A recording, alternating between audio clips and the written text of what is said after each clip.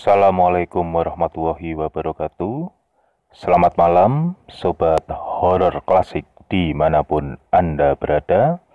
Semoga pada malam hari ini Sobat Horor Klasik dalam keadaan sehat walafiat dan selalu dalam lindungan Tuhan Yang Maha Esa.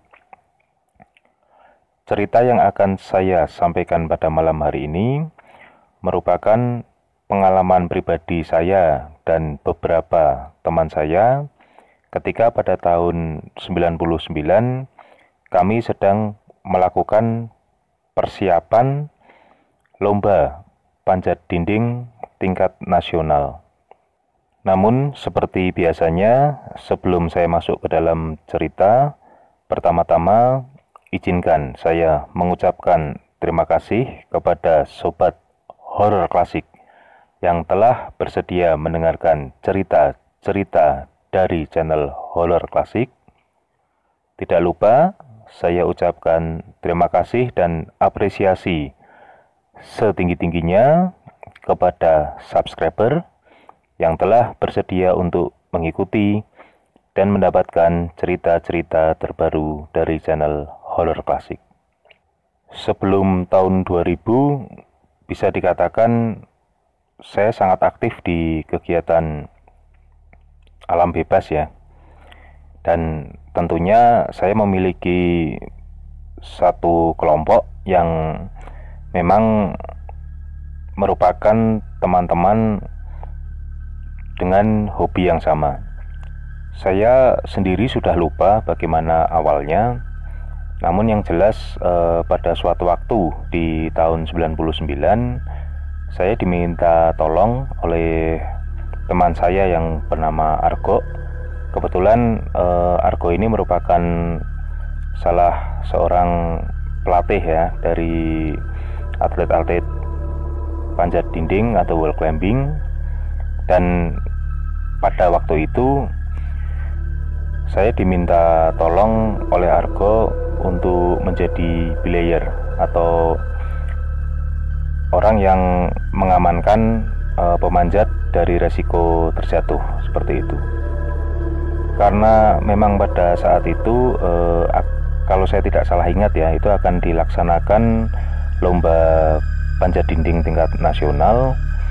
Dan kebetulan waktu itu di kota Semarang sendiri memang sedang gencar-gencarnya atau sedang rame-ramenya kelompok-kelompok pecinta alam maupun atlet-atlet panjat dinding, sehingga pada waktu itu kami memang cukup kesulitan untuk mencari tempat latihan, terutama pada saat hari libur, mengingat pada saat itu Argo harus melatih beberapa siswa SMA, sehingga kegiatan latihan memang tidak mungkin dilakukan pada saat hari sekolah. Singkat cerita, Argo akhirnya mendapatkan sebuah spot yang katanya cocok untuk berlatih panjat dinding, meskipun sebetulnya tempat yang akan dituju ini lebih tepatnya merupakan sebuah tebing alami ya. Hanya saja menurut Argo kontur dari tebing tersebut cukuplah untuk melatih power maupun speed dari atlet yang akan bertanding pada saat itu. Nah, singkat cerita, berangkatlah kami waktu itu bersembilan, yaitu saya, Andika, Galih, Tiwi, Martin, Argo, Sita, Furi, dan Sandi. Jadi total semuanya ada 9 orang. Kami waktu itu menggunakan 5 sepeda motor ya. Dan terus terang pada waktu itu saya tidak tahu di mana sebetulnya tempat yang akan dituju, dan yang lain pun juga sama-sama tidak tahu. Jadi pada saat itu kami semua hanya mengikuti laju kendaraan Argo. Dan ternyata tempat yang dituju ini merupakan tempat yang cukup jauh, tepatnya terletak di Kabupaten Kendal, dan jalan menuju ke sana ini bisa dikatakan masih sangat sepi ya pada waktu itu. Dan dari jalan utama waktu itu kami berbelok masuk ke dalam jalan kampung. Waktu itu saya berpikir mungkin sudah dekat, namun ternyata setelah kami berbelok itu kami masih harus menempuh perjalanan selama kurang lebih 40 menit. Dan saya pikir ketika masuk gang tersebut, sepanjang jalan saya akan menemui rumah-rumah layaknya kampung pada umumnya. Namun ternyata dugaan saya salah besar, karena hanya kurang lebih sekitar 300 atau 500 meter ya sejak kami masuk dari jalan utama. Selanjutnya yang terpampang di hadapan kami adalah jalanan yang membelah hutan yang masih cukup pekat, dan termasuk spot seperti sungai. Dan yang menakjubkan memang saya sempat melihat sebuah air terjun alami di situ. Dan singkat cerita, akhirnya sampailah kami di spot yang dimaksud oleh Argo. Nah, ternyata dari tempat kami berhenti pun, kami ini masih harus berjalan kurang lebih sekitar 10 menit ya mungkin ya, 10 menit untuk sampai di tempat tersebut. Singkat cerita, latihanlah kami di situ hingga sampai dengan selesai. Dan waktu itu kebetulan memang kami selesai ini sudah mendekati maghrib ya, waktunya sudah mendekati maghrib. Dan kemudian akhirnya kami bersepakat untuk berkemas dan pulang. Nah, ketika pulang, beberapa teman-teman yang perempuan ini sempat mengeluh kepada Argo dan meminta untuk melewati jalan yang bisa dikatakan lebih singkat, karena memang perjalanan dari kota Semarang sampai dengan tempat di mana kami berada itu pada waktu itu memang perjalanannya bisa dikatakan cukup jauh ya. Dan untuk waktu tempuh sendiri, kalau saya tidak salah ingat, sekitar 1,5 jam. Nah, pada saat itu Argo hanya mengatakan sebetulnya ada jalan yang cukup singkat dan tidak perlu memutar, istilahnya Argo, terlalu jauh. Namun kami akan melewati sebuah kebun teh yang cukup luas. Dan menurut Argo di tempat itu juga sangat sepi, dan bukan tidak mungkin kami akan bertemu sesuatu yang mungkin tidak kami inginkan. Namun karena desakan dari teman-teman perempuan, akhirnya kami semua sepakat untuk menempuh jalur tersebut. Nah, pada saat itu posisi si Sandi ya, posisi teman saya Sandi ini, dia memang sendirian sambil membawa tas yang berisi karmentel, figure of eight, dan karabiner dan semacamnya lah, macam-macam alat-alat untuk memanjat itu. Singkat cerita, akhirnya bersegeralah kami meninggalkan tempat tersebut dan kami kembali mengikuti Argo untuk melewati jalan yang katanya lebih singkat itu.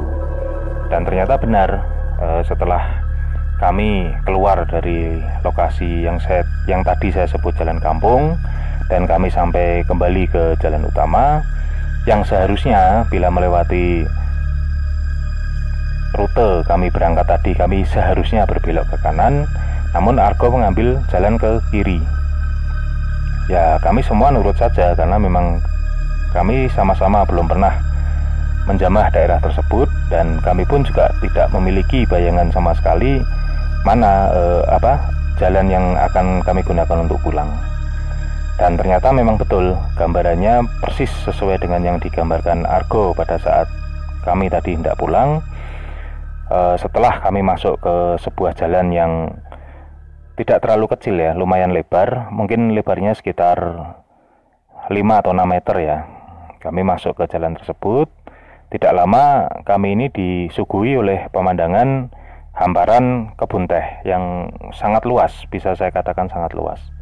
Nah, waktu kami masuk ke daerah tersebut, waktu memang sudah melewati maghrib ya, jelas sudah melewati maghrib, mungkin malah sudah mendekati isya waktu itu.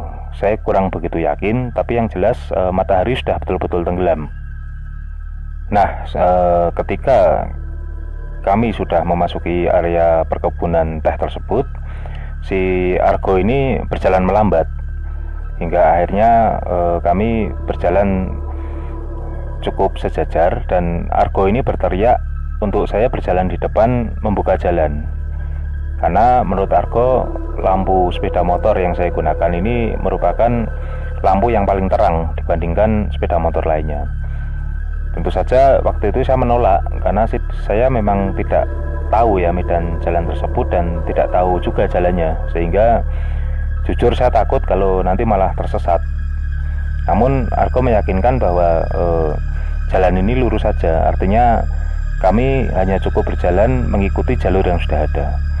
Akhirnya berjalanlah saya di urutan paling depan, diikuti oleh Argo, kemudian Martin, Galih, dan terakhir sepeda motor yang dikendarai Sandi. Nah, mungkin ini merupakan kesalahan fatal dari kami karena Sandi yang berkendara seorang diri justru malah berposisi di urutan yang paling belakang. Kurang lebih setelah 10 menit mungkin ya, 10 menit kami melintasi perkebunan teh yang sangat gelap karena betul-betul tidak ada penerangan. Dan menurut saya pada waktu itu rasa-rasanya perkebunan teh ini seakan-akan memang tidak ada habisnya. Sepanjang mata memandang, di mana-mana hanya hamparan teh saja, dan langit pun juga cukup gelap ya, karena kebetulan memang di area tersebut saya cukup leluasa untuk memandang langit, dan kerlap-kerlip lampu pun saya lihat masih terlihat sangat jauh dari pandangan mata. Dan waktu itu saya sempat merutuk dalam hati, kenapa kami harus mengambil jalur yang seperti ini.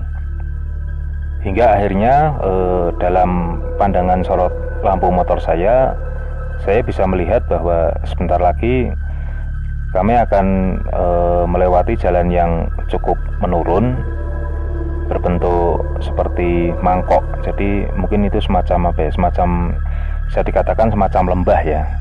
Oh iya, jalan yang kami lewati ini bukan jalan aspal ya, tapi jalan tanah, namun jalannya memang halus. Artinya bukan jalan tanah yang rusak atau jalan tanah yang buruk, bukan. Betul-betul jalan tanah namun halus.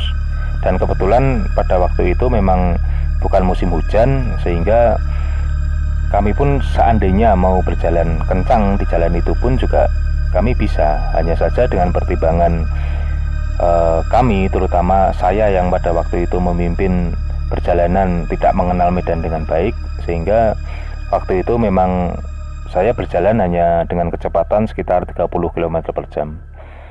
Nah, ketika posisi motor saya sudah mulai memasuki jalanan yang menurun, jujur saya terkejut karena tiba-tiba dari arah belakang saya mendengar teriakan Sandi, dan dia menyalip habis semua sepeda motor yang ada di depannya dengan kencang. Dan yang tidak kalah mengejutkan, saya seperti mendengar suara jeritan yang susul menyusul dari belakang saya, terutama dari teman-teman perempuan. Dan ketika motor Sandi berhasil mendahului motor saya sangat terkejut terus terang, karena ternyata ada satu sosok yang posisinya duduk di belakang Sandi, atau sosok tersebut membonceng Sandi sambil memegang pundak Sandi dengan kedua tangannya. Dan pada saat motor Sandi ini menyelip atau sejajar dengan motor saya, posisi pembonceng ini saya perkirakan adalah seorang perempuan ya, karena dia duduk dengan menyamping. Namun entah, saya tidak tahu pakaian apa yang dia gunakan, karena yang tampak di mata saya semuanya ini serba hitam, Dan tangan yang memegang pundak Sandi ini juga memiliki kuku yang sangat panjang dan berwarna hitam juga, seperti itu. Dan rambut yang ada di kepalanya ini awut-awutan, sangat panjang dan menutupi hampir seluruh wajahnya. Nah, saya yang pada saat itu terkejut ya, spontan hanya bisa mengucap istighfar dalam hati sambil semakin memperlambat laju kendaraan saya. Namun ternyata si Sandi ini semakin memacu kendaraannya dengan cepat. Karena khawatir, mau tidak mau akhirnya saya meminta kepada Tiwi yang saat itu membonceng saya untuk memegang atau memeluk saya dengan erat, dan saya bersegera mengejar motor Sandi, meskipun pada saat itu Tiwi menjerit-jerit ketakutan. Nah, alhasil setelah kurang lebih jarak 50-an meter, saya berhasil menyusul motor si Sandi. Dan sosok yang tadi membonceng Sandi memang sudah tidak ada di tempatnya lagi, tepatnya sudah menghilang. Dan saya berteriak-teriak memanggil Sandi untuk menghentikan motornya. Akhirnya si Sandi ini bisa berhenti dan dia cukup ketakutan, dan akhirnya kami bersepakat untuk terus melanjutkan perjalanan dengan posisi Sandi berada di tengah. Singkat cerita, selesailah kami melakukan perjalanan tersebut, dan ketika kami sudah sampai di base camp kelompok kami, si Sandi ini menceritakan bahwa pada awalnya dia sebetulnya biasa saja saat melewati daerah tersebut. Hanya semakin lama dia merasa bahwa motor yang dia kendarai ini semakin berat. Yang aneh ketika dia merasa bahwa ketika melewati jalanan tanah yang kering dan cukup baik itu, dia merasa bahwa shockbreaker belakangnya ini seperti digenjot-genjot. Nah, karena dia penasaran, dia menengok ke belakang dan dia terkejut karena dia melihat suatu perwujudan yang serba hitam duduk di jok belakang motornya.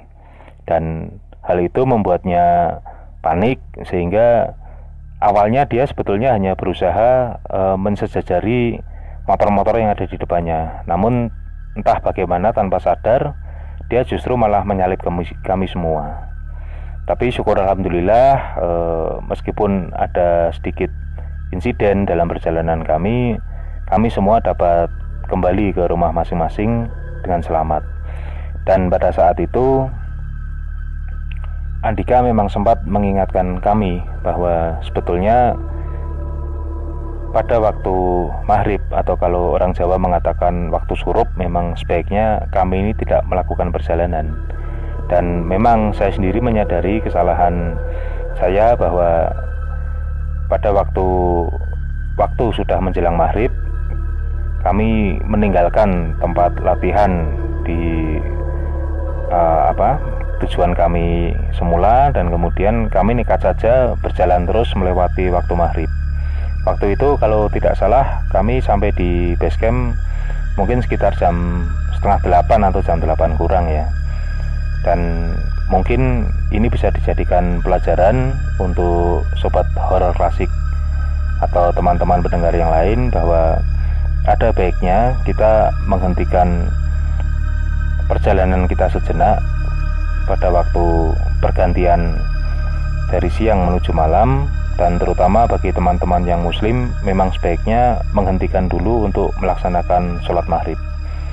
Nah, mungkin itu pelajaran yang pada waktu itu kami peroleh, dan semoga sobat horor klasik yang mendengarkan cerita ini dapat mengambil pelajaran dari kisah yang saya dan teman-teman saya alami.